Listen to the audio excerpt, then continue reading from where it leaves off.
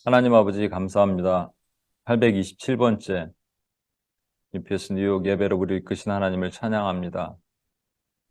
우리가 목이 가랄 정도로 부르짖고 주님께 기도하는 이 시간을 주님 결코 외면하지 마시고 주의 얼굴을 우리에게서 멀리하지 마옵소서. 우리에게 맡기신 사명 감당하며 주님 앞에 서는 날 가슴 가득히 열매 안고 주님의 기뻐하는 종들이 되기를 원합니다. 착하고 충성된 종아, 네가 작은 일에 충성하였도다. 그 말씀을 듣는 하나님의 종들이 되게 도와주옵소서.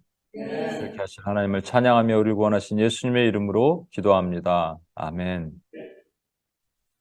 저는 아무리 봐도 여러분이 왜 여기 계신지 잘 모르겠어요. 제가 말씀드렸잖아요. 미국에 가자마자 어떤 선교 합창단에 들어갔는데 그냥 거기 뭐 상황이 안 됐고 일단은 상황이 안 되더라고요. 제가 계속 출장도 많고 연습할 시간도 없고, 그리고 또 일단 마음이 또 다치니까 잘 안 가게 되더라고요.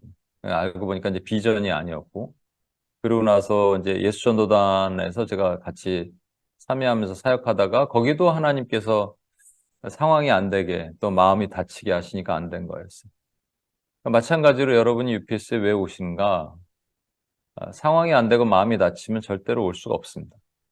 근데도 이렇게 오시는 것은 뭐 여러 가지 이유가 있다고 할 수도 있겠지만 여러분이 오늘 이 기도를 하나님께서 만세전에 작정하시고 예정하셨으면 그것을 할 수 있는 사람들이 필요하다는 얘기거든요. 그 할 수 있는 사람들로 여러분들을 선택하셨다는 얘기입니다. 얼마나 놀랍습니까? 우리가 무엇이기에. 그런데 예를 들어서 그 하는 사람이 많아요. 예를 들면 많으면 그 중에 하나 정도로 뭐 있을 수 있지. 그런데 만약에 많지 않다면, 그래서 별로 비인기 종목이라면, 우리 비인기 종목에서 일하고 계시잖아요, 여러분 지금. 그죠? 인기 종목 쪽에 많이 있잖아요. 뭐 대표적으로 이렇게 경배와 찬양 이렇게 유명한 한국의 팀들도 이런 인기 종목입니다. 일단 청장년들이 좋아하니까 이번에도 어떤 뭐 집회 같은 거 보니까는 많이들 모여서 이렇게 뭐 찬양하고 또 말씀 듣고 집에 가는 거 좋죠. 근데 우리는 또 뭐 부르짖어야 되잖아요. 그리고 또 이게 얼마나 힘듭니까? 또 알아듣지도 못하는 또 어려운 말씀도 들어야 되고, 아, 그런데 훈련시켜야 되고, 훈련해야 되고, 그리고 김경환 목사한테 자꾸 안 좋은 얘기 듣고, 얼마나 격려해주고 막 위로, 위안 잔치 이런 거 하면 좋은데. 그런데 잘 생각해보면, 여러분이 얼마나 하나님이 귀하게 여기시면 이 일을 맡기시겠습니까? 그죠? 이 보잘것없는 저 같은 사람도 하나님께서 귀히 여기시는구나 생각되면서 가슴이 뭉클뭉클합니다. 그래서 오늘 여러분, 아, 그럼에도 불구하고 우리가 영적 전쟁을 치러 나가는 하나님의 사람들이기 때문에 또 하나님의 전신갑주를 입고 오늘도 싸우는 훈련을 했으면 좋겠습니다. 오늘은 제가 프린트물을 나눠드리지 않는 게 다섯 번째 파트인데 이게 하여튼 다 끝나면 두 주 더 할 건데 끝나고 나면 제가 잘 인쇄를 해서 다시 정리를 해서 여러분께 전달해 드리겠습니다. 그리고 그것이 끝나고 나면 함께 우리가 같은 뷰를 보고 같은 세계관 안에서 무엇이 문제고 할 수 있는 것을 볼 수 있는 파수꾼들이 되었으면 좋겠습니다.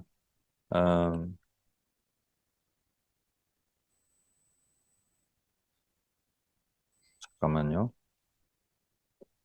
음,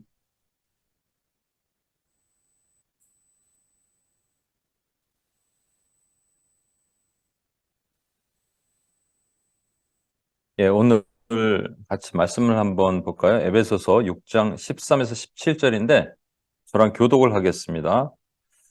그러므로 하나님의 전신갑주를 취하라. 이는 악한 날에 너희가 능히 대적하고 모든 일을 행한 후에 서기 위함이라. 먼저 서서 진리로 너희 허리띠를 띠고 의의 신경을 붙이고 평안의 복음이 준비한 것으로 신을 신고 은덕 위에 믿음의 방패를 가지고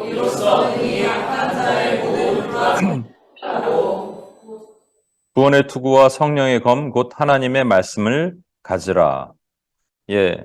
이게 이제 전신갑주를 취하라 13절에 보시면 하나님의 전신갑주를 취하라 하고 쭉 나오는데 악한 날에 너희가 능히 대적하고 모든 일을 행한 후에 서기 위함이다 라고 얘기되어 있죠. 악한 날에, 그러니까 지금 바로 이 악한 날이입니다. 이거를 교회, 물론 에베소 교회에게 얘기하셨지만 교회에게 하신 말씀이에요. 그러니까 교회가 해야 될, 개인이 하는 것도 있지만 전체 공동체가 같이 전신갑주를 입고 나가 싸우는 것을 지금까지 여러분 보고 계셨고요. 제가 오늘은 구원의 투구 얘기를 나누겠습니다. 구원의 투구와 성령의 검, 곧 하나님의 말씀을 가지라 그랬죠. 이게 잘 보시면 순서가 이렇게 돼 있잖아요. 그래서 이 치마가 뭐죠?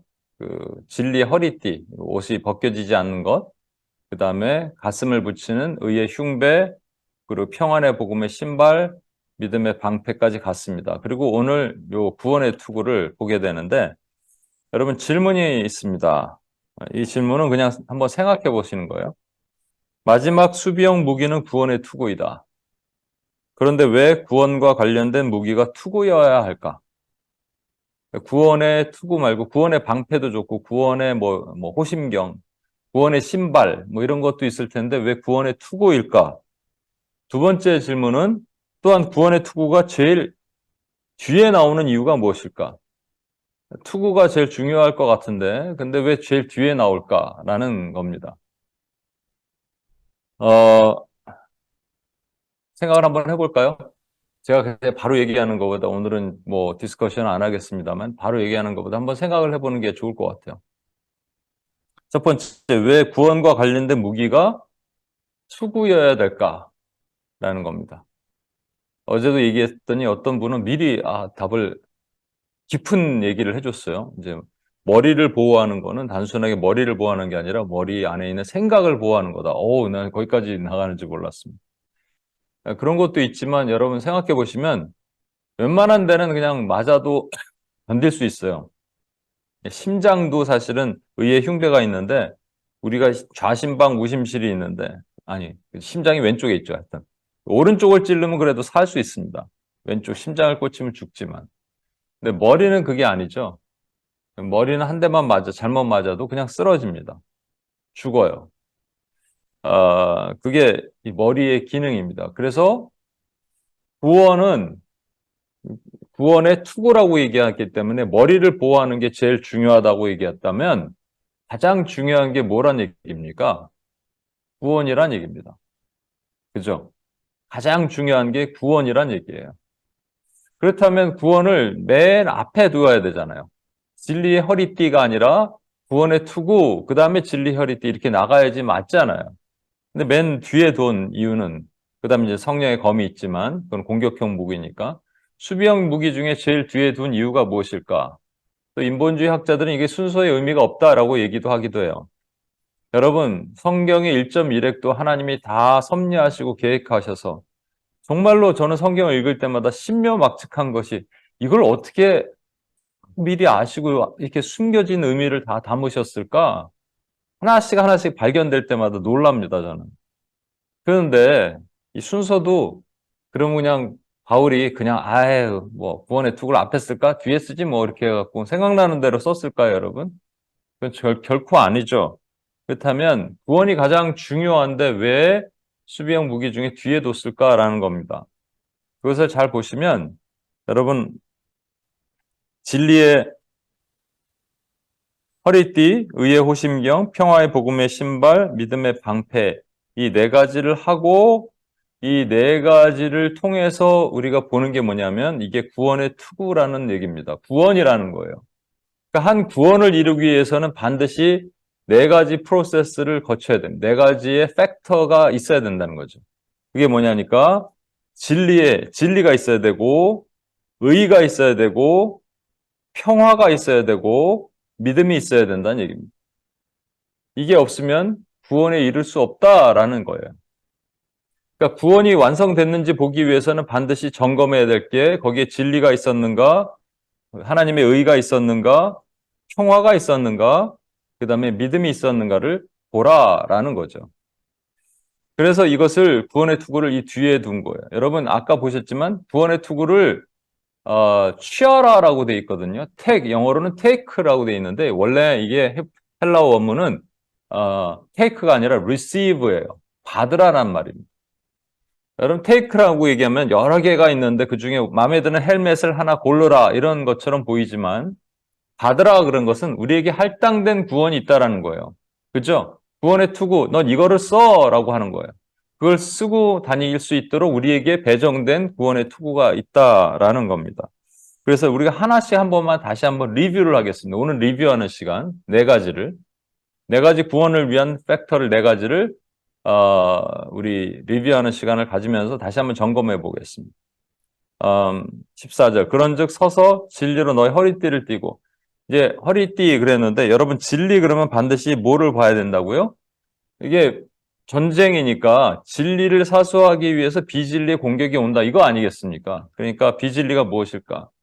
세상에서의 비진리와 교회 안에서의 비진리를 구분해서 봐야겠죠. 세상에서의 비진리는 구원을 인간 스스로 도달하려고 이렇게 노력하는 것들이 세상의 비진리입니다. 이렇게 하면 구원에 이를 수 있어 하는 거예요. 이게 여러분 잘 아시는 선행, 착한 일을 많이 하면 우리가 좋은 곳, 천국, 구원받을 수 있어라고 얘기를 하죠.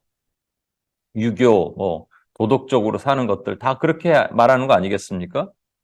또 일반 종교에서도 다 착한 일을 하면 극락세계로 갈 수 있다라고 가르치죠. 철학은 뭡니까?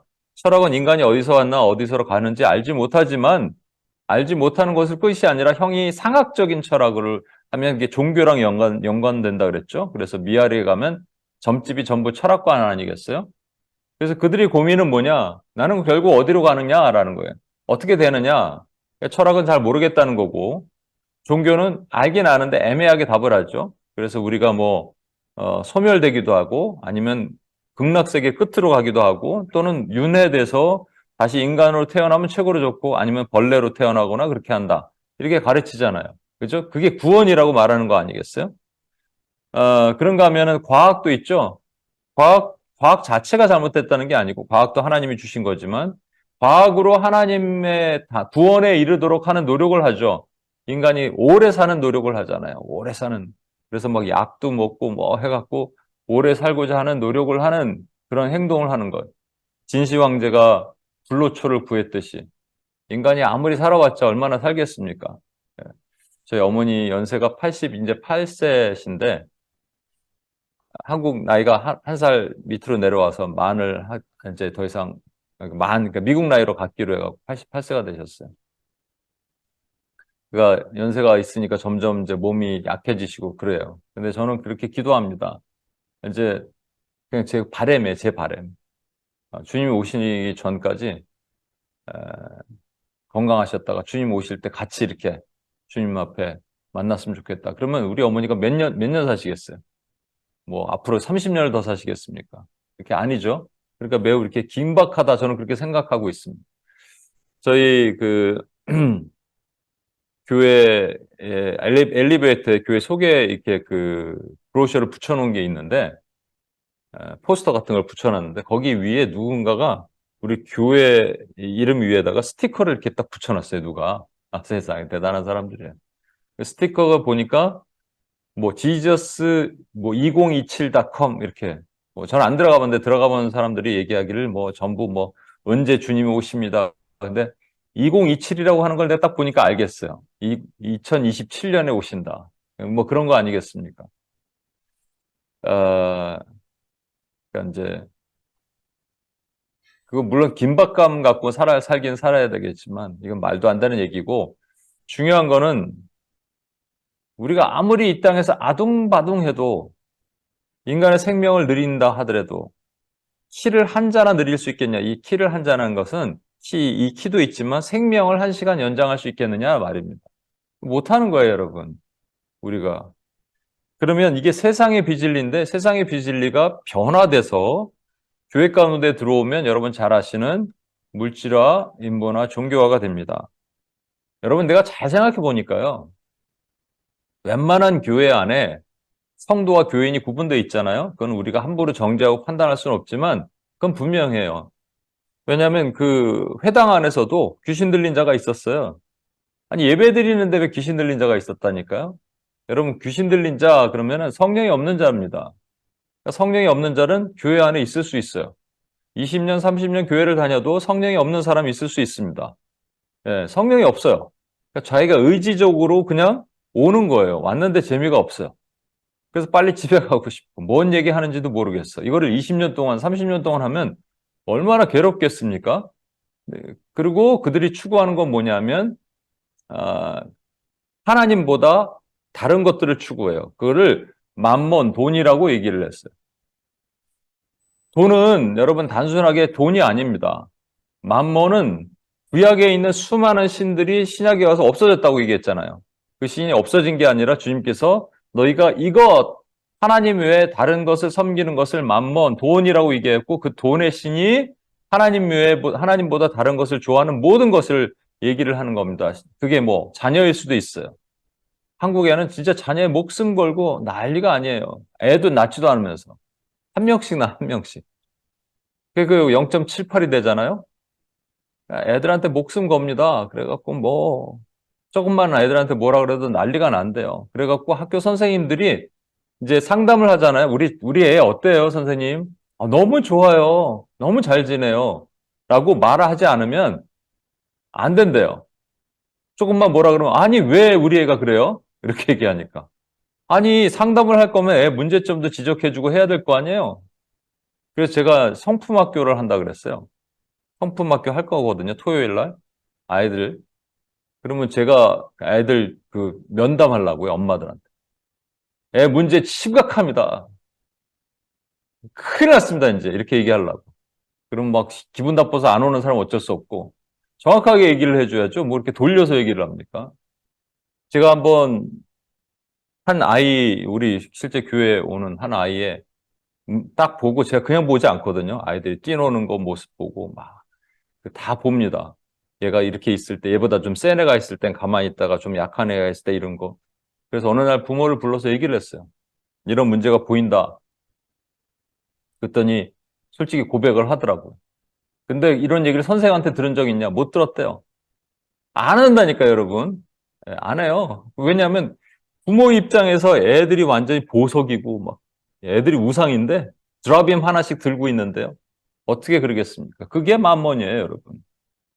그 외에 내가 하나님보다 좋게 여기는 음악을 하시는 분들은 여러분의 음악, 뭐 미술을 하시는 분들은 여러분의 미술, 에, 금융 쪽에 계시면 뭐 돈, 가족, 명예, 성공, 성취 이게 하나님보다 조금이라도 더 크면 이게 만몬입니다, 여러분. 그게 물질화된 신앙이에요.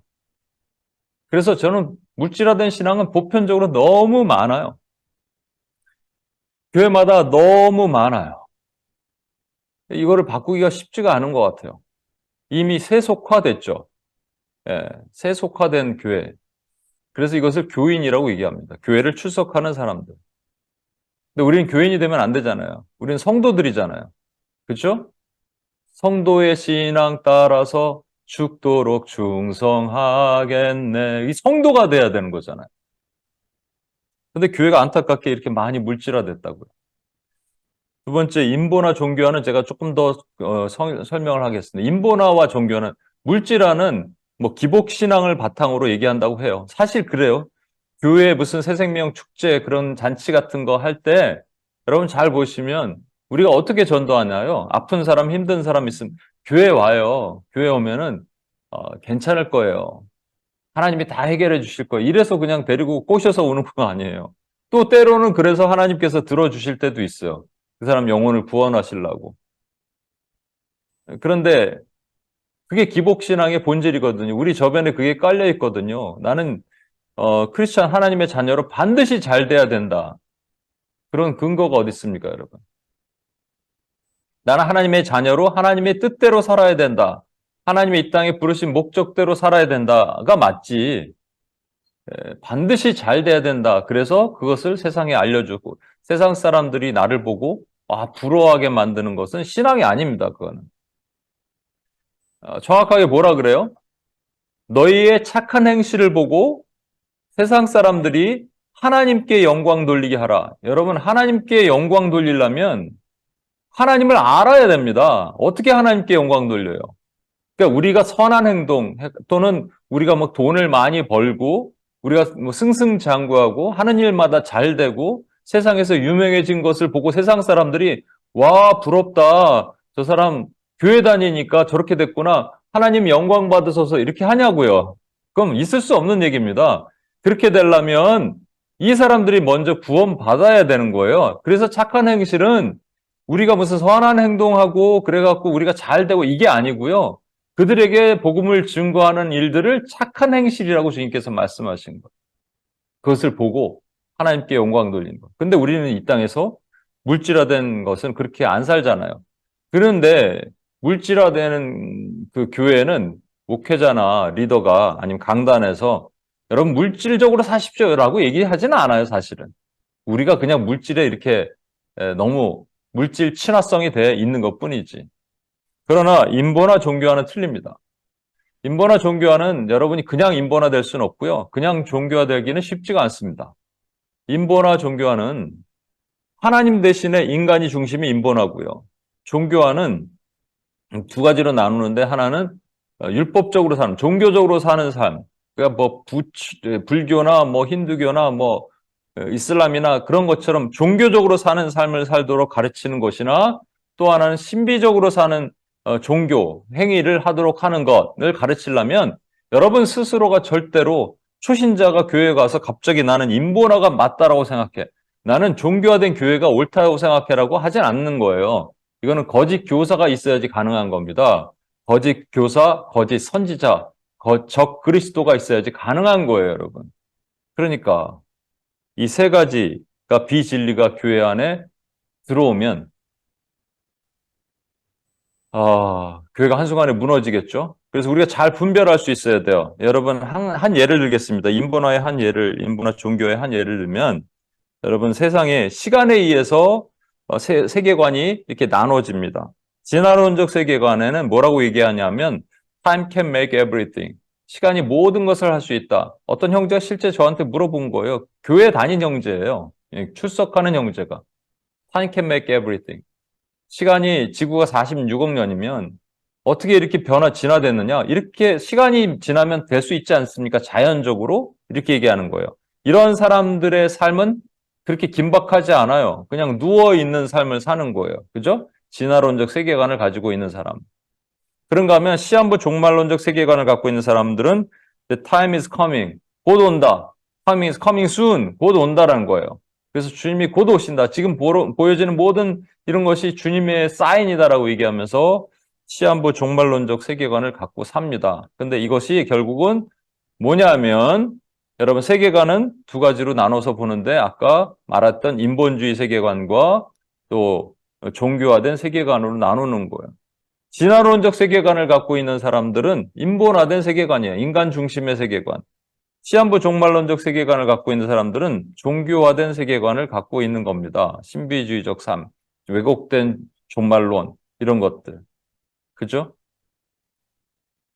말씀은 어떻습니까? 말씀도 좌로나 우로나 치우칠 수 있어요. 사단이 잘하는 게 뭐라고요? 좌로나 우로나 치우치게 하는 것. 그래서 이쪽 말씀판은 어떻게 만드냐면 성경을 성서로 보게 한다 말씀드렸죠.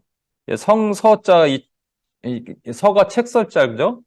근데 경은 지난번에 한번 말씀드렸는데 사탄의 융합에 대해서 원래 우리말에는 성경, 성서가 나눠 있지만 영어는 바이블이잖아요. 그냥 The Bible.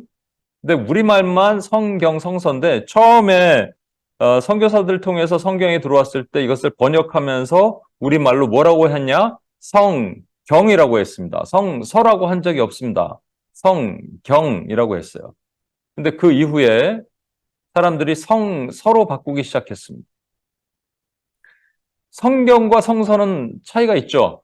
성서는 one of books예요. 하나의 책으로 보는 거예요. 그러니까 그 책에서 틀린 게 있는지 오류가 있을 수 있죠. 왜 인간이 썼기 때문에 오류가 있는 책이에요, 그냥. 그러나 성경이라고 말하면 틀리죠. 이 경자가 뭐라 그랬죠? 이 실사자와 물 흐를 경이 합쳐 있는 것이 성경이라고 얘기했잖아요. 실사자, 물 흐를 경. 근데 이게 어디서 나왔다고? 예수님께서 옷을 두 벌 있으셨죠? 겉옷과 속옷이 있으셨는데, 겉옷은 양모예요. 이렇게 뒤집어 쓰는 것이 있죠? 이게 훨씬 좋은 재질입니다. 근데 그것은 4등분해서 잘라갔죠. 제비 뽑았죠? 잘라갔죠. 나눠서 가져갔죠. 이 겉옷이 의미하는 게 뭐라고요? 겉옷에 이 술이 달려 있고, 이게 율법이라고요. 율법은 쪼개져서 없어지는데, 예수님이 입으신 옷 자체는 꼬리로 한 실로 짰어요. 그래서 이렇게 직조로 짠 게 아니라 한 실로 짜갖고 하나 실을 딱 당기면 추르륵 나오게 만든 겁니다. 그게 위아래가 아니라 좌우로 이렇게 돌면서 그걸 날줄이라고 얘기합니다. 이게 C줄이고 longitudinal line이라 그래서 이게 날줄이에요. 날줄로 짠 거예요. 날줄로 짠 옷이라 그래서 실사가 물 흐르는 방향으로 짰다가 경이에요, 여러분. 이게 경. 하나님의 말씀, 살아 운동력 있는 하나님의 말씀이에요. 근데 그 말씀을 성서로 바꿔버렸어요. 여러분, 제가 한번 구분할 수 있는 방법을 알려드릴 테니까 잘 보시고 인터넷이나 어디가 뒤져보시다가 유튜브에 뭐 성서라고 말하는 데들이 있으면 그 의도적으로 그렇게 하는 겁니다, 여러분. 그냥 아무런 생각 없이 나오는 수도 있겠지만 의도적으로 하는 데는 끝까지 성서라고 돼 있어요. 그냥 여러분 뭐 인본주의 교회 있죠? 동성애를 옹호하는 교회들이 있어요. 아예 그런데 아예 대놓고 들어가 보시고 애매한 데도 있어요. 애매한 방송국들도 있어요. 애매한 그 기독교 매체들이 있어요. 성서라고 얘기하면 분명합니다. 의도한 거예요, 의도. 원래는 우리 성경이었어요, 여러분. 성경을 성서로 의도적으로 그렇게 했다. 그건 분명히, 그래서 제가 이 훈련을 왜 하냐면, 여러분, 우리가 전신갑주, 우리 스스로를 위해서도 있지만, 이 훈련을 다 끝나고 지금 우리 워치맨들이 기도했듯이, 여러분들이 평상시에, 여러분들이 교회에서, 여러분들이 가정에서 스스로 기도할 때 이것을 기도할 수 있어야 되잖아요. 그러려면 알아야 되는 거 아니에요. 김경원 목사가 맨날 앞에서 막 얘기를 하는데, 뭔 얘기를 하는지 못 알아듣으면 안 되잖아요. 그러니까 제가 지금 하나하나 좀 더 구체적으로 말씀드리는 거예요. 이만큼 인본화되어 있는 시대에 우리가 살고 있습니다. 성서, 글. 또 하나는 반대되는 것이 뭐냐면 직통계시예요. 하나님의 이거 말씀드렸었나? 지난번에? 예, 제가 그 캘리포니아에 있는 어떤 신학교에서, 이건 잠깐 스토리를 얘기하면, 저희 아버지가 돌아가시고, 그 해에 제가, 아버지가 저에게 그 공부를 하라고 이렇게 돈을 마련해 주신 것을 주시고, 그리고 이제 돌아가신 거예요. 그러니까 제가 이 돈을, 그다음에 재정이 좀 없어서 막 까먹고 있었죠. 막 쓰고 있었어요. 근데 그 아버지의 유언처럼 들려서, 내가 선교에 대한 것을 하니까 선교학 공부를 해야겠다고 생각하고, 이제 캘리포니아에 있는 학교로 어플라이를 했습니다. 여러분, 이렇게 캘리포니아에 있는 그 학교가 전 세계에서는 성교학으로 제일 유명한 학교예요. 근데 이제 또 하나가 있는데, 저 중부에 있는 어떤 학교인데, 거기는 그렇게 유명하진 않아요. 근데 제가 얼핏 듣기로는 잘 몰랐는데, 캘리포니아에 있는 학교는 많이 인본화됐대, 이런 얘기를 얼핏 듣긴 했어요. 그런데 내가 뭐, 굳건하게 서면 상관이 없대, 이렇게 얘기를 이제 선배 목사님들 조언을 해줬어요. 근데 이 중부에 있는 학교는 유명하진 않지만 하나님 그 은혜가 있대. 뭐 그 신학이 아니라 신앙이 있대. 뭐 가면 그렇게 세미나리 시간에 이렇게 은혜가 쏟아진대. 이런 얘기를 들었습니다. 여러분, 중요한 거 의사결정할 때 기도하고 하나님의 음성 들어야 되죠. 구약에는 제비를 뽑지만 신약에는 오순절 성령 강림 이전까지만 제비를 뽑고 그 이후엔 제비 뽑는 게 없습니다. 왜냐하면 성령께서 우리에게 알려주시니까. 그럼에도 불구하고 제가 뭐 했는 줄 아세요? 두 학교를 놓고 고민하다가 제비를 뽑았어요. 제비를 뽑았는데 어디가 나왔게요, 여러분? 한 학교는 세상적으로 유명하고 돈도 비싸, 두 배야. 유명한데 뭐 약간 인본화된 경향이 있다는 소문만 들었던 학교. 또 하나는 그 유명하진 않는데 하나님 은혜가 쏟아지는 학교. 제가 어디에 제비가 뽑혔을까요? 이 중부 지역 여기 유명하진 않지만 하나님의 은혜가 있다는 그 학교가 뽑힌 거예요. 근데 제가 어떻게 했을까요? 아, 맞다. 제비 뽑는 거 아니지. 내가 하나님 음성 들어야지. 그래서 이거 취소하고 다시 기도해갖고 결국 캘리포니아에 있는 그 학교를 갔어요.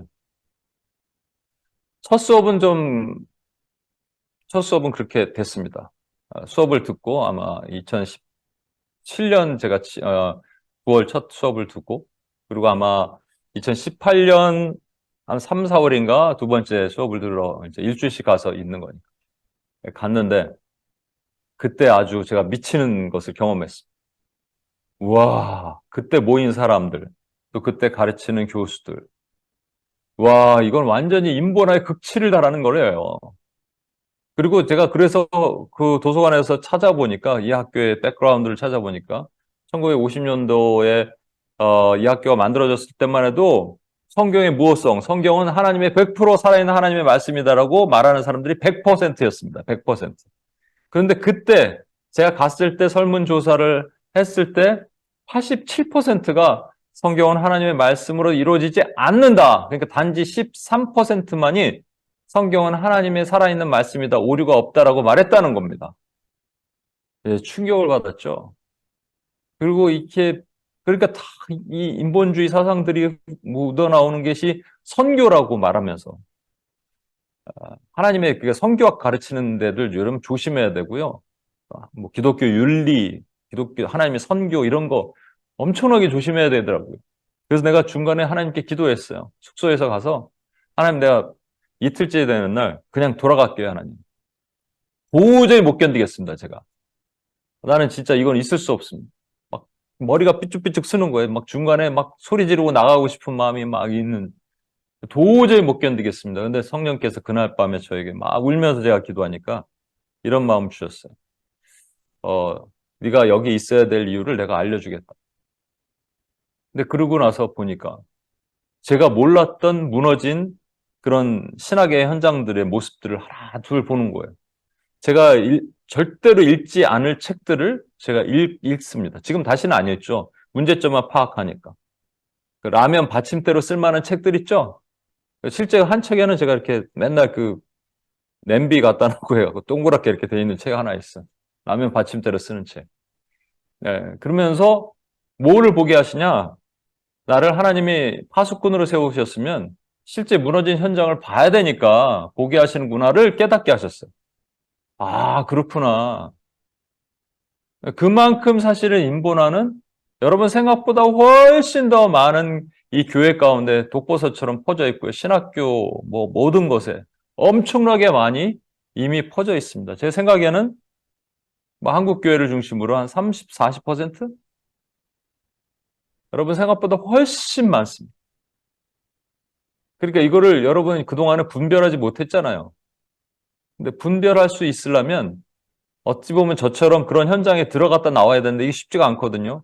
그러니까 들어갔다 나온 하나님께서 다 들어가면 안 되니까 들어갔다 나온 저한테 제가 여러분께 나누고자 하는 이 얘기를 듣고 같이 공감하시고 나갔으면 좋겠다는 겁니다. 성경은 하나님의 중심입니다. 우리 신앙은 하나님이 중심이 돼야 돼요. 인간이 중심이 되면 안 됩니다.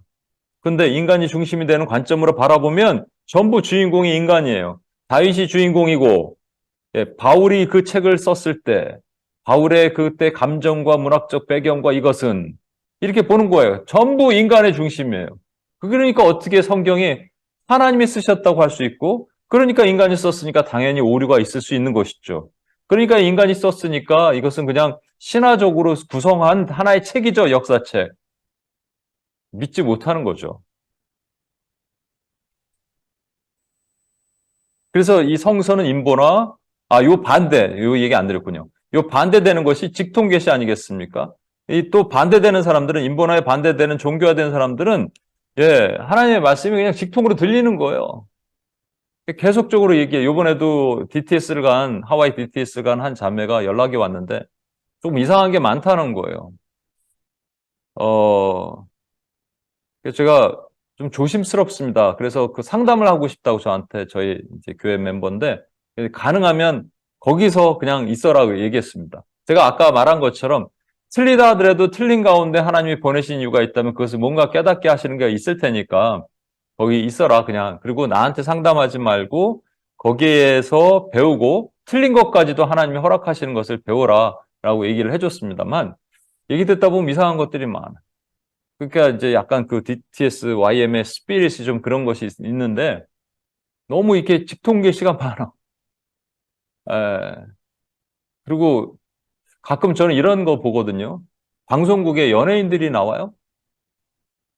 그러니까 기독교 방송 나와서 간증을 합니다. 이렇게 간증을 해요. 제가 이렇게 가장 어렵고 힘들 때 하나님께서 저에게 말씀하셨어요. 너희가 그렇게 살면 안 되고 내가 너를 이렇게 한 이유는 무엇이고 네가 어둠 가운데 있을 때 내가 너와 함께하였고 쫙 설명을 합니다. 두 가지가 놀라요. 첫 번째는 그거 어떻게 다 기억하느냐. 두 번째는 하나님이 과연 그렇게 길게 얘기하셨을까라는 거예요. 예수님이 분명히 그러셨죠. 내가 이제 앞으로라는 것은 나가 떠나고 성령이 오면 너와 길게 얘기하지 않겠다 그래요. 진짜 이게 원어 뜻이 길다라는 말이에요. 왜? 길면 사탄이 흉내냅니다, 여러분. 그러니까 자기가 막 만들어낸 얘기를 하나님의 얘기라고 말하잖아요, 이거. 그렇게 하는 거나 또는 이게 하나님이 지금 말씀하셨습니다 얘기하는 거나 물론 하나님이 우리에게 마음을 주세요. 제가 마음을 준다는 표현을 하죠. 그래서 우리가 하나님의 음성을 듣고 가야 되고요. 요번에 제가 가면은 여러분과 7월 달에, 8월 달에 가면 저걸 하려고 그래요. 같이 하나님의 음성을 듣고 나가는 훈련, 아울리치 같은 거는 멀리는 못 가지만 제가 이 뉴욕 안에서 그래서 팀을 짜서 같이 기도하고 어디로 갈까요? 하면 이렇게 무전여행, 이 교회에서 하는 무전여행 시키는 거 젊은이들 무전여행 시키거든요. 실제 그런 일들이 있어요. 같이 기도하고 근데 초신자들이 있어도 하나님께서 마음을 주시면 예를 들어서 요번에 강원도에 산불이 있는 곳이 있었는데 산불이 있는 곳에 청년들이 같이 갔는데요. 같은 마음을 모아주셔서 원래는 딴 데로 가기로 돼 있었는데 그때 뭐였더라? 빛인가? 그래서 갔는데 알고 보니까는 그 교회 이름이 무슨 빛이 들어가는 교회로 가게 됐고 그리고 그 교회에서 준비된 모든 것들이 이 청년들을 환대하는 그런 준비가 되어 있다라는 거예요. 그걸 보고 초신자의 형제가 예수님을 굳건하게 믿게 되었더라. 분명히 있습니다, 이건. 여러분, 하나님께서 오늘날도 우리에게 말씀하십니다. 근데 반드시 검증이 돼야 되는 것이 있겠죠? 말씀을 통해 우리가 가지고 있는 성경을 통해서 검증해서 들어야 됩니다. 그런데 이 직통계시 이거는 문제가 심각해요. 인본화, 종교화의 문제죠. 이런 식으로 물과 기름 같은 인본화와 종교화는 물과 기름이거든요. 절대로 섞이지 않는데 섞일 수 있다고 얘기했죠. 섞인 게 뭐라고요? 이 우유 같은. 우유는 원 페이즈처럼 보이지만 투 페이즈라고요. 이거는. 그래서 기름과 물이 섞여 있는 거예요. 그게 대표적으로 이게 제가 말씀드린 대로 뉴 에이지입니다.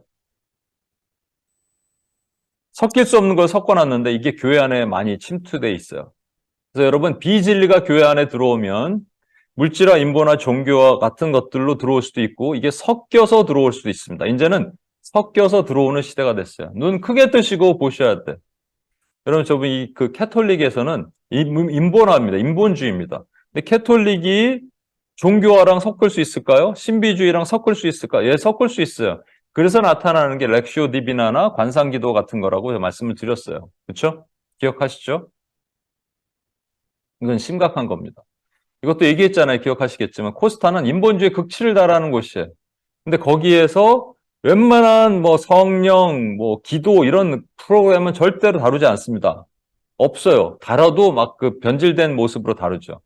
그런데 거기서 유일하게 딱 한 번 제 기억에는 기도 강의가 계속 있었어요. 그 기도 강의가 관상기도예요. 관상기도. 이거는 인본주의와 종교화된 것들을 섞어놓은 것을 관상기도라고 얘기합니다. 거룩한 독서, 렉시오 디비나라는 말이 거룩한 독서거든요. 거룩한 독서도 하는 거예요. 여러분 책 읽는 거 좋죠? 책을 읽고 책을 통해서 하나님께서 어떻게 역사하셨는지 하나님을 발견하는 건데 그게 아니라 그 거룩한 단어를 통해서 하나님을 유추해내는 행위. 이거는 이상한 행동들입니다. 귀신의 행동이에요, 여러분. 그런가 하면 기도, 신유도 마찬가지죠. 여러분, 젊은이들에게는 막 이렇게 신유와 기도와 이런 것보다 조금 이렇게 젊은 비전을 얘기를 하고, 젊은이들 좋아하는 노래를 부르고, 이런 걸 더 좋아하죠. 그런데 기도 신유를 위해서는 좀 이성적으로 다가갈 수 있는 메시지를 전하면서 이런 미니스트리를 할 수 있는 사람들을 훨씬 혹합니다. 심지어는 잘생기고 멋진 사람들이 훨씬 좋을 수 있어요. 여러분 누구죠? 요즘 두 명이 뜨더라고요. 아주 젊은 사람들이 잘생겼어 얼굴도. 근데 막 부 하고 하는 막 귀신 축사 사역하는 형제 또 한 명도 있더라고요. 둘 다 잘생겨서 머리도 이렇게 내려갔고, 저도 그렇게 머리를 이렇게 오늘 올렸는데 내릴 거 그랬어. 머리 좀 내리고 이렇게 한쪽 눈도 가리고 막 사역하고 그러면 되게 열광을 합니다. 좋아합니다. 근데 이게 보면 그들의 사상의 백그라운드를 보니까 슬프게도 인본화, 그러니까 하나님의 중심이 아니에요. 에, 사람 중심이 되게 강한 모습들을 보였어요. 거기에다가 종교와 신비주의가 혼합된 겁니다. 찬양은 어떤가요, 오늘날? 이거 하나하나 다음에 기도와 우리 지금 말씀 묵상 렉쇼 디비나를 봤으니까 기도 신유와 찬양은 다음에 한번 우리가 따로따로 한번 얘기를 해보도록 할게요. 저는 이 찬양이 제일 슬퍼요. 여러분, 찬양 가사가 옛날에는 안 그랬거든요. 찬양 가사에 그냥 하나님만 찬양했거든요. 하나님만 높이는 거거든요. 물론 나의 고백이 있어도 하나님을 통한 나의 고백이에요. 근데 오늘날 요즘 들은 내가 마음이 답답한 찬양들은 보면 결국 그런 거예요. 내용 가사를 자세히 들여다보고 누가 불렀는지 보고 그다음에 이 단체가 뭐 하는 곳인지 보면 딱 정해져 있습니다. 아, 그래서 그런 결과가 나오는구나. 그래서 그런 아웃풋이 나오는구나. 제가 책 말씀드렸잖아요. 책을 추천받으면 항상 그 책을 제가 읽지 않았어도 일단 제목 보고 출판사 보고 추천사들을 추천하신 사람들 봅니다. 그럼 추천한 사람들이 대부분 끼리끼리 모여 있어요, 여러분. 아, 이런 몇 명만 들어가 있으면 저는 이 책 안 읽는 게 좋겠다 얘기를 합니다. 제가 읽어보지도 않았지만. 그리고 나중에 한번 또 사서 봐야 되니까, 파수해야 되니까 보면 아니나 다를까. 그런 내용들이에요. 마찬가지예요, 여러분. 요즘에 나오는 그 젊은이들 향한 무슨 뭐 그 찬양 단체들 이런 데 보면, 예, 물론 좋은 곳들도 많이 있어요. 은혜로운 찬양을 내는 곳들도 많이 있고요. 그렇게 부르는 곳들도 많이 있고요. 어제 오늘 우리 윤기 간사님 한 찬양의 선곡이 너무 좋고 그런데 어제는 우리가 아이자야 61이죠. 예, 거기에 불렀던 하나님 말씀으로 아버지 말씀으로 나 달려갑니다. 그러니까 나 얘기하는 것 같지만 사실은 그 뒤에 하나님 말씀 이게 내가 이렇게 하겠습니다라는 고백이잖아요. 나이가 들어간다고 무조건 인본주의 노래들이 아닙니다, 여러분. 하나님을 높이고 하나님을 찬양하고 하나님만이 있습니다. 하나님만이 중심입니다. 이렇게 얘기하는 것들. 그런 찬양이 더 많아야 되거든요. 근데 그렇지 않은 이 시대에 우리가 살고 있어요. 여러분들 그래서 잘 분별해 주시기를 바랍니다. 이게 뭐냐면 진리가 왜곡된 비진리가 난무하는 시대에 우리가 있어요. 그래서 이 허리띠를 단단하게 매지 않으면 옷 벗겨진다라고 말씀드린 겁니다. 그리고 의의 호심경이 있었죠. 이 가슴에 붙이는 의, 이 의가 뭐라고 말씀을 드렸죠? 구원이라고요. 이게 하나님 내 마음이야 이거 아니에요? 이게 지금 구원받아야 될 사람이 있는데 흉악한 전과 뭐 30범인데 사형 집행을 시킬 것으로 기대했는데 하나님께서 석방했는데 사람들이 뭐라 그러죠? 내 마음이야, 내 뜻이야 이렇게 얘기하는 거예요. 그게 의예요. 하나님의 의. 근데 하나님의 의의 반대는 뭐죠? 인간의 의입니다, 여러분. 하나님의 의를 얘기하려면 구원을 얘기하려면 이걸 어쩔 수 없이 봐야 되는데 여러분 에덴, 애굽, 광야, 가나안에서 이 말씀을 적용해 볼게요. 로마서 29장 상반절과 30절 하나님이 우리 같이 한번 읽겠습니다. 시작. 하신 자들 또한 그 아들의 형상을 본받게 하기 위하여 미리 정하셨으니 또 미리 정하신 그들을 또한 부르시고 부르신 그들을 또한 의롭다 하시고 의롭다 하신 그들을 또한 영화롭게 하셨느니라. 예, 하나님이 미리 아신 자들이 어디 있었던 자들이에요? 미리 아신 자들. 예, 이 에덴에 있던 자들 있잖아요. 에덴에 있던 자들을 미리 정하셨어요. predestined 하셨단 말이죠. 그죠? predestined 하셨는데 그들이 죄를 짓고 애굽으로 건너갔어요. 애굽에 살았어요. 노예로.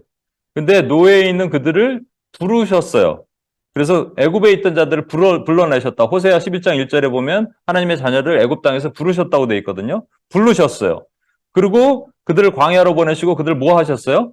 justified 하셨어요. 그들을 의롭다 하셨어요. 그리고 그들을 어디서 영화롭게 하셨어요? 가나안에서 영화롭게 하셨습니다. 여러분, 근데 가나안이 실제적인 그 가나안이 있지만 구속사적으로 보면 우리가 영원히 들어갈 새하늘과 새 땅이잖아요. 그러면 He will glorify라고 하셔야 되는데 He also glorified 과거형으로 말씀하셨죠? 그러니까 이게 제가 자주 말씀드리지만 우리는 영원한 새하늘과 새 땅으로 들어가지만 동시에 이 땅에서 그 하나님의 나라를 살도록 허락하셨다는 거예요. 여기서 중요한 거 하나 보십시오. justification, 칭의, justify는 광야에서 하셨는데 의롭게 부르셨는데 뭐가 없어요? sanctification, 성화가 없어요. 이 얘기가 뭡니까? 오늘날 그래서 여러분 의의 호심경 얘기하면 항상 뭐와 뭐 싸움이라고요? 성화와 칭의와의 싸움이에요. 이 둘은 분리될 수 없다는 것이 여기 나타나는 거예요. 의롭게 여긴 사람은 죽을 때까지 하나님을 나라를 위해서 성스럽게 살도록 되어 있어요. 그죠? 요한일서에 보면 하나님이 그 안에 계신 사람은 결코 죄를 지을 수 없다니 기억하시죠? 이게 우리는 죄를 짓는데 그럼 나는 하나님의 자녀가 아닌가 보다. 그게 아니라 이 헬라의 현재 용법에는 결코 앞에 부사를 넣어야 되는데 이게 repeatedly, 반복적으로, continuously, 지속적으로 또는 intentionally, 의지적으로 죄를 지을 수 없나니란 말이에요. 그러니까 오늘 제가 죄를 지었어요. 내일도 죄를 지어요. 그럼 반복적으로 죄를 짓잖아요. 그러나 우리는 뭐를 해요? 죄와 죄 사이에 회개를 합니다. 뒤에 보시겠지만 그게 구원파적 신앙과 우리의 신앙의 차이죠. 그런데 여러분, 그러니까 이 칭의와 성화의 전쟁, 이거는 두 개를 분리할 수 없는 거예요. 여기 성화가 없잖아요. 그죠? 의롭게 부르신 그들을 성화롭게 하시고 이런 말이 없어요. 그러니까 의롭게 부르신 저와 여러분이 이 땅을 살면서 성스럽게 우리 몸을 거룩하게 살고자 하는 거예요. 여기서 제가 시간이 좀 갔지만 한 가지를 꼭 찾아보겠습니다. 왜냐하면 이 질문 한번 볼게요. 여러분, 광야에는 이미 1세대가 있었어요. 그죠? 이미 1세대 전부 죽었습니다. 왜 죽었어요? 예, 하나님이 원망하고 하나님 말씀 안 들으니까 맨날 원망, 불평 막 하고 율법을 안 지키니까. 근데 이미 2세대는 살았어요. 왜 살았어요? 를 성경을 한번 찾아보겠습니다. 에스겔 20장입니다. 20장 10절부터 22절까지를 제가 보겠습니다. 에스겔 20장 10절로 부터 제가 빠르게 읽을 테니까 여러분 쭉 한번 보십시오. 빠르게 읽을게요. 그러므로 내가 그들을 애굽 땅에서 나와 광야에서 이르게 하고 사람이 준행하면 그로 말미암아 삶을 얻을 내 율례를 주며 내 규례를 알게 하였고 내가 그들을 거룩하게 하는 여호와인 줄 알게 하고 또 내 안식일을 주 그들과 나서의 표징을 삼았노라. 그러니까 애굽 땅에 있는 사람들 광야에 이르게 했으니까 이스라엘 백성들이 광야로 넘어온 다음에 율례를 주셨다는 얘기죠. 그러나 이스라엘 족속이 광야에서 내게 반역하여, 그렇죠? 반역하여 그 다음에 어떻게 했냐면 나의 율례를 준행하지 아니하였으며 나의 규례를 멸시하였고 나의 안에 안식일을 크게 더럽혔으므로 내가 이르기를 내가 내 분노를 광야에서 그들에게 쏟아 멸하리라. 이제 너희 다 죽었어. 멸하리라 하는데 모세가 그 앞에 확 엎드리죠. 그래서 내가 내 이름을 위하여 달리 행하였나니 내가 그들을 인도하여 내는 것을 본 나라들 앞에서 내 이름을 더럽히지 아니하려 하였음이로다. 하나님 스스로의 이름을 위해서 뭔가 계획하셨어요. 그래서 어떻게 하시냐? 15절 또 내가 내 손을 들어 광야에서 그들에게 맹세하기를 내가 그들에게 허락한 땅 곧 젖과 꿀이 흐르는 땅이요 모든 땅 중에 아름다운 곳으로 그들을 인도하여 드리지 아니하리라 한 것은 그러니까 그 가나안 땅으로 원래 인도하려 갈라 그랬는데 인도하러 가지 못하게 한 것은 16절에 그들이 마음으로 우상을 따라 나의 규례를 업신여기며 나의 율례를 행하지 아니하며 나의 안식일을 더럽혔음이라. 그래서 너희 광야에서 가나안을 못 데려가. 그러나 17절에 보십시오. 그러나 내가 그들을 아껴서 광야에서 멸하여 아주 없이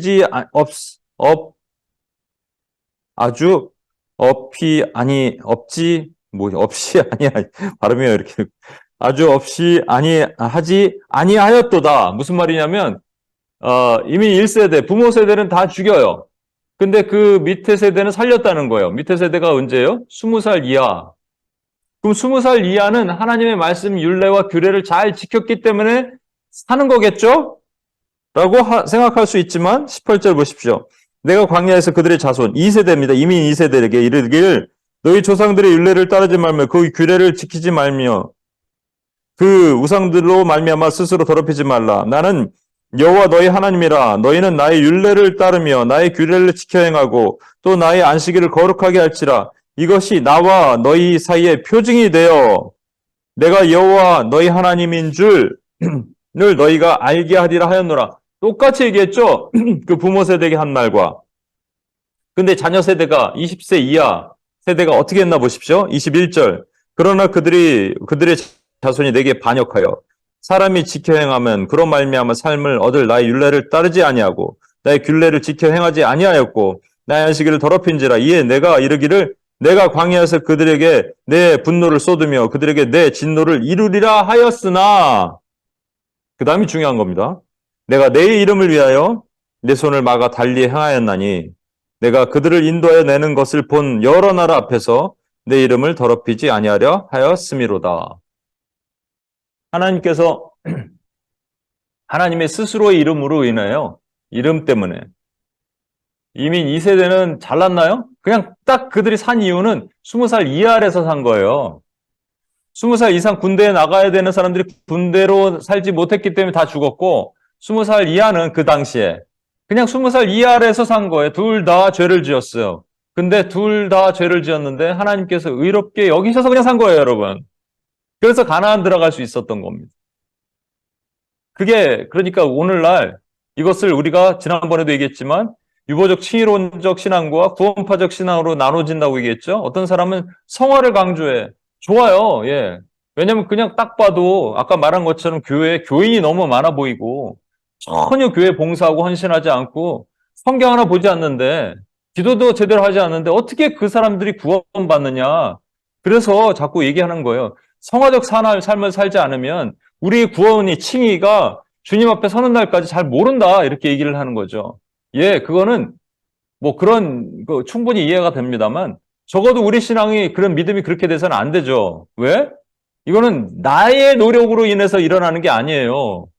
구원은 나를 통해서 나의 어떤 행위를 통해서 일어나는 게 아니란 말이에요. 구원은 하나님이 나를 의롭게 여기시면 끝나는 거예요. 끝. 근데 그렇게 하니까 어떤 것이 생겼다고요? 구원파적 신앙이 생겼다고요. 아까 말한 것처럼 구원파는 회개를 강조하지 않아요. 우린 날마다 죄를 지어요.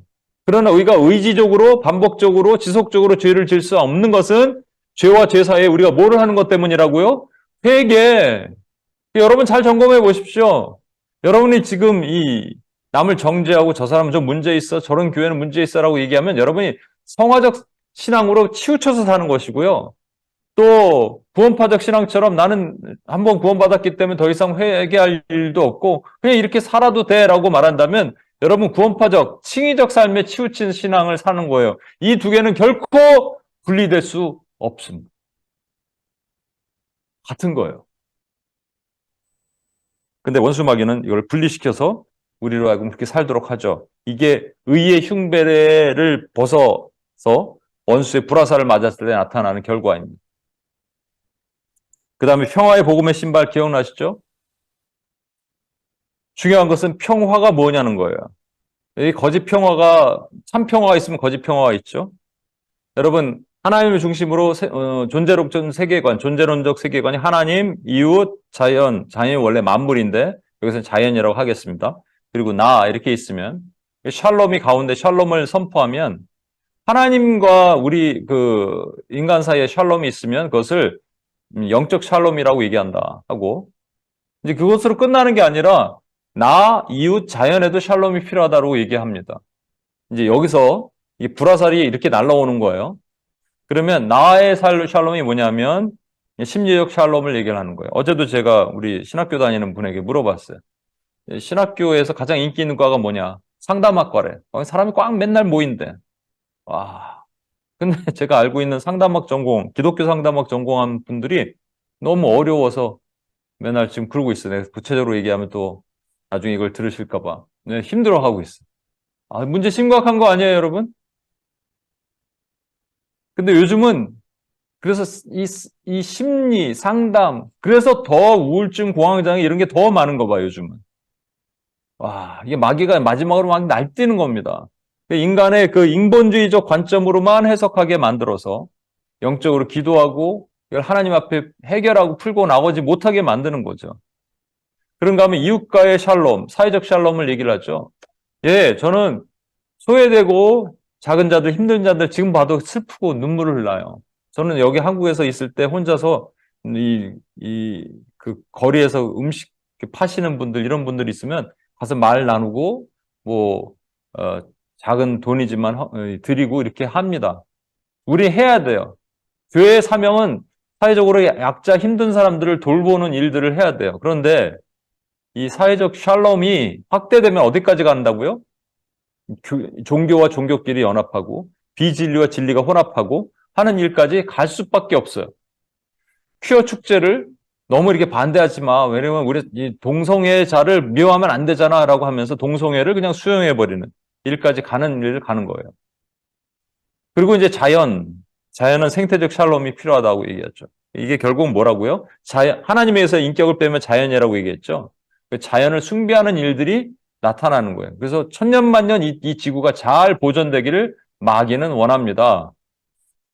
지구가 끝나면 안 되니까.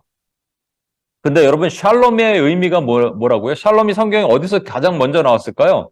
기드온에서 나왔어요, 여러분. 기드온이 어느 날 천사가 와서 기드온에게 하나님의 큰 용사여라고 얘기하니까 나는 므낫세의 가장 작은 지파 중에 가장 작은 자입니다. 그랬더니 그게 아니라고 얘기하니까 잠깐만 기다리십시오. 내가 예물을 가져와서 음식을 좀 공개하겠습니다. 얘기하고 고기를 구워오고 고기를 삶아오고 그 다음에 무교병을 갖고 와요. 근데 천사가 무교병을 이 돌 위에 두고 거기에 국물을 부으라고 얘기합니다. 국물을 붓고 이게 불에 안 타겠죠, 그러면? 그런데 막대기를 딱 갖다 대니까 불이 확 타면서 천사는 없어져요. 아, 하나님이구나 생각하고 하나님을 본 사람 죽었으니까 나는 이제 죽었다라고 말할 때 하나님께서 너는 죽지 않아 라고 하면서 너는 죽지 않을 거야 라고 얘기할 때 기드온이 표현한 겁니다. 예, 샬롬, 평화, 죽지 않아. 죽어야 되는데 죽지 않아. 이게 샬롬이에요, 여러분. 그래서 그가 징계를 받음으로 우리는 평화를 누리고가 되는 거예요. 그러니까 여러분, 이 거짓 샬롬이 뭐냐면 나와의 샬롬, 우리 인간 간의 샬롬, 그 다음에 자연과의 샬롬 얘기하는 것들은 전부 아닙니다. 그냥 사랑이죠. 우리가 나도 사랑해야 되고, 나의 인격을 하나님 주신 거니까. 그리고 그 다음에 이웃과 이웃 간에 우리가 하나님을 사랑한 것처럼 이웃도 사랑하고, 자연도 잘 보호해야 되고, 그런 책무를 맡았으니까. 근데 샬롬은 아닙니다, 여러분. 샬롬은 어디에만 적용할 수 있냐면 하나님과 나 사이에만 적용할 수 있어요. 그래서 주님이 말씀하시잖아요. 내가 주는 것은 세상이 주는 것, 너희가 생각하는 그 샬롬이 아니야 라고 말씀하시는 거예요. 그리고 심지어는 내가 평화를 주러 이 땅에 온 것이 아니다라고 말씀하셨죠. 분쟁을 주러 왔고 검을 주러 왔다. 그러니까 하나님의 복음이 있는 곳에는 반드시 분열이 있어요. 싸움이 있어요. 야, 뭐 이렇게 그냥 힘들게 너무 기독교만 얘기하지 마. 제가 여기 오늘 아침에 제가 어제도 여기서 잤거든요. 자고 아침에 일어나서 그냥 대충 좀 세수를 합니다. 근데 아침에 청소하시는 분이 꼭 올라와요.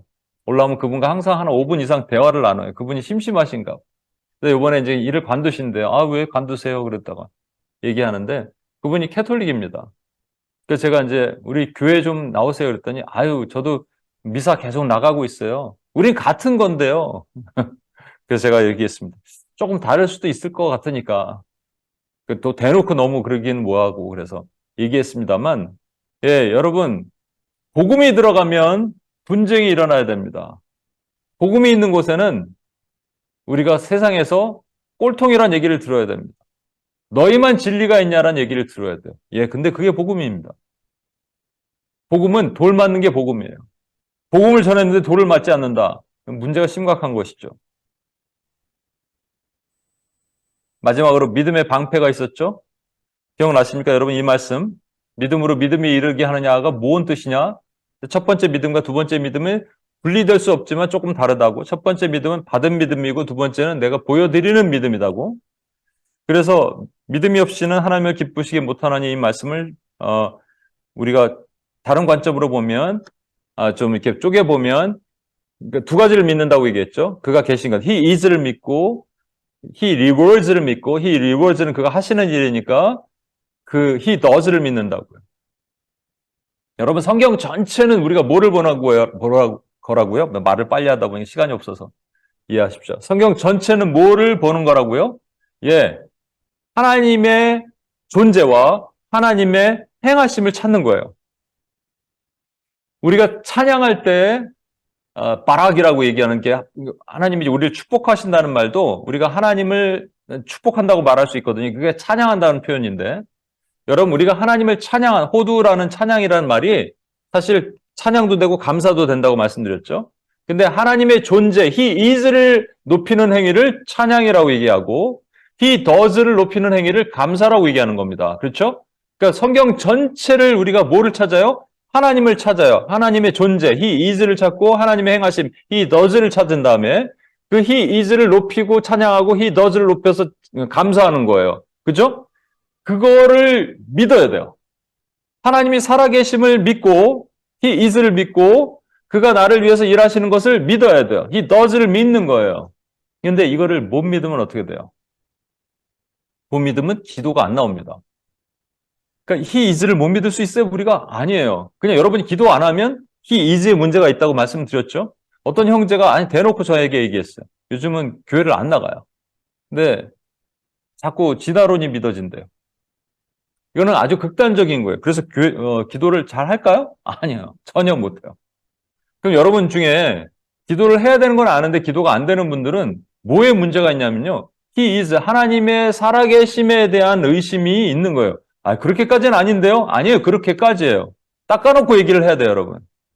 하나님이 살아계시면 여러분이 누구를 같은 차 안에서 차 타고 가는데 그 사람과 대화하지 않고 누군가 자꾸 전화하고 그다음에 카톡 보고 이렇게 한다면 그 사람을 엄청나게 무시하는 행위입니다. 한 집에 살면서 제가 그 룸메 어떤 분한테 얘기 들었는데 남편과 아내가 그냥 룸메와 같은 거예요. 룸메이트와 같아. 무시하는 행동이죠. 그럴 수 있어요? 그럴 수 없어요. 하나님을 무시하는 거예요, 여러분.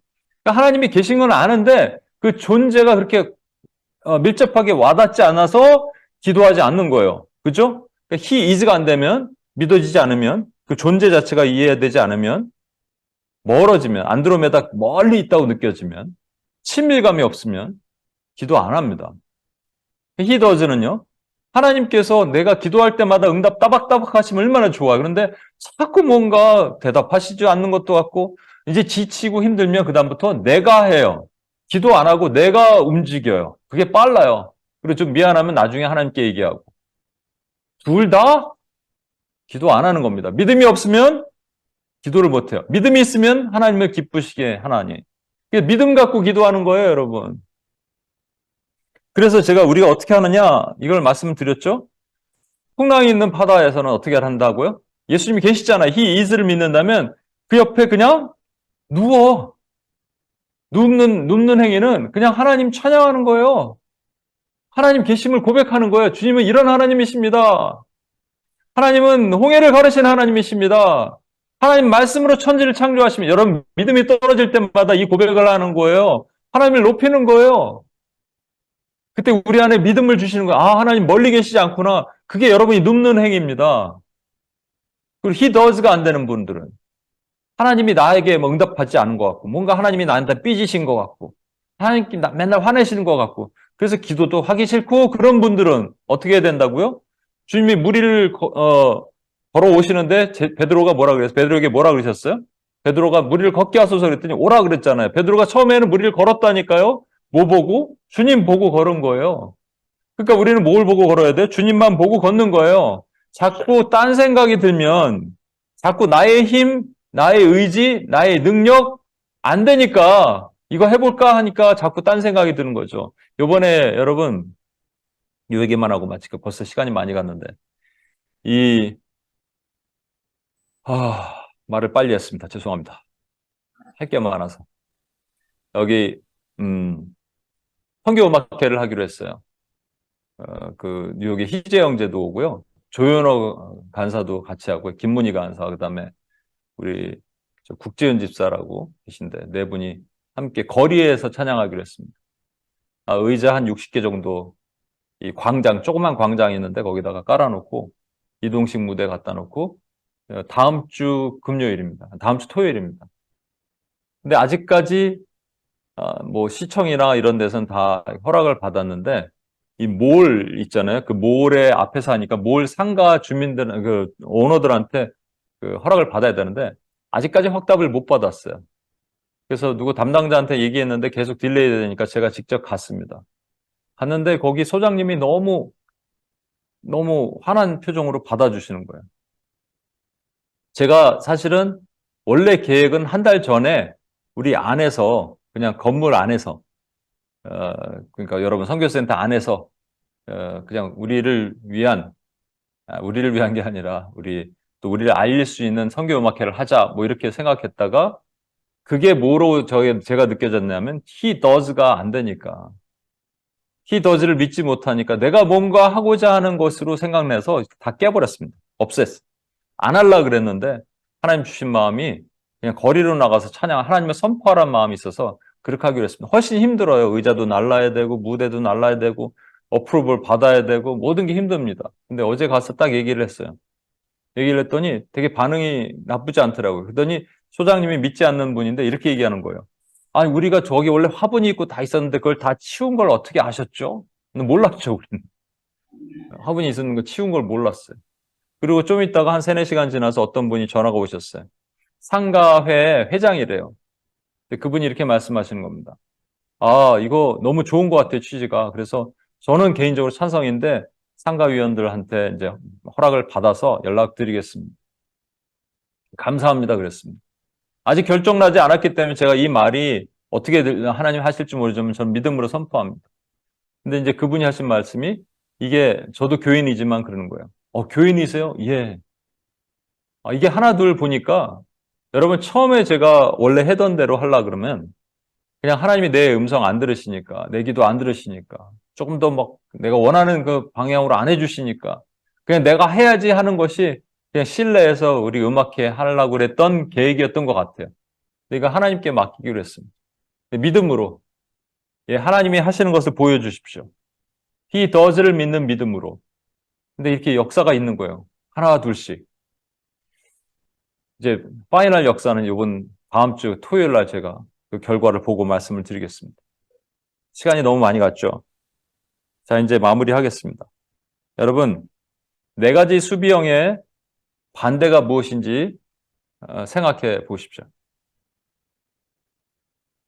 진리, 하나님의 의, 참평화, 온전한 믿음, 이 4가지가 저와 여러분에 있어야 되는데 원수마귀가 불화살을 쏘면 진리는 비진리로, 하나님의 의는 자기의 의로, 참평화는 거짓평화로, 온전한 믿음은 반쪽짜리, 그렇죠? 이쪽 he is와 he does를 분리시키는 반쪽짜리 믿음을 갖게 합니다. 이게 우리 안에 들어오면 어떻게 되느냐면 투구를 쓰지 못하니까 이런 결과를 낳게 됩니다. 예수께서 돌이키며 베드로에게 이르시되 사탄아 내 뒤로 물러가라. 너는 나를 넘어지게 하는 자로다. 내가 하나님의 일을 생각하지 아니하고 도리어 사람의 일을 생각하는도다. 생각을 줍니다. 이 구원의 투구를 딱 쓰지 않으면 마귀의 생각을 줘요. 가룟 유다에게 예수의 팔 생각을 인젝션 띵킹을 하듯이 생각을 주는 거예요. 그럼 우리가 넘어지는 거예요. 근데 우리만 넘어지느냐? 아니에요. 넘어지는 게 누가 넘어지냐면 한 사람이 넘어질 때 교회가 같이 넘어지는 겁니다. 한 사람이 넘어질 때 공동체가 같이 넘어지는 거예요. 시간이 많이 갔습니다. 오늘 찬양 못하고요. 여러분 기도 하나 하고 마치겠습니다. 아닙니다. 찬양을 해야겠네요. 보라 너희는 두려움 말고 이 찬양 한번 하겠습니다. 찬양하고 기도하고 마치겠습니다.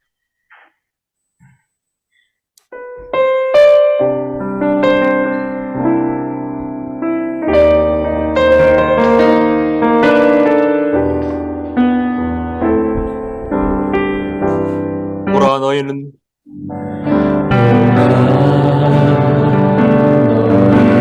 두려워 말고 너희를 인도한 나를 너희는 지치지 말고 너희를 구원한 나를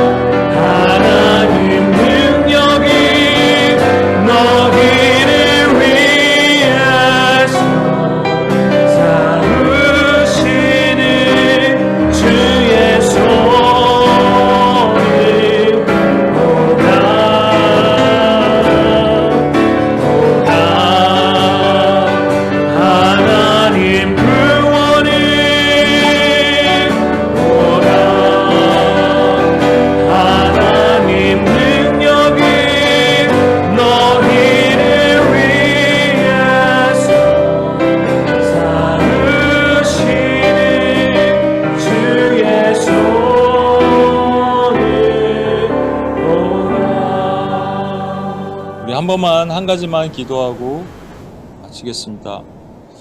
여러분, 하나님의 구원을 보라라고 말씀하셨죠. 구원은 하나님께 속해 있습니다. 하나님의 구원이 쉽지가 않습니다. 왜냐하면 이스라엘 백성들을 애굽에서 건져오실 때 10가지 재앙으로 전쟁을 벌이셨거든요. 그만큼 쉽지 않은 것이에요. 그 구원을 이루시기 위해서, 구원을 방해하기 위해서 원수는 수많은 비진리와 자기의와 거짓 평화와 반쪽짜리 믿음을 우리에게 계속적으로 투여하고 있습니다. 심지어 우리의 이 구원마저도 흔들어 버리는 거예요. 그런데 여러분, 유치는 뽑힐 수 있지만 영구치는 결코 뽑힐 수 없습니다. 하나님 우리를 딱 심으셨어요.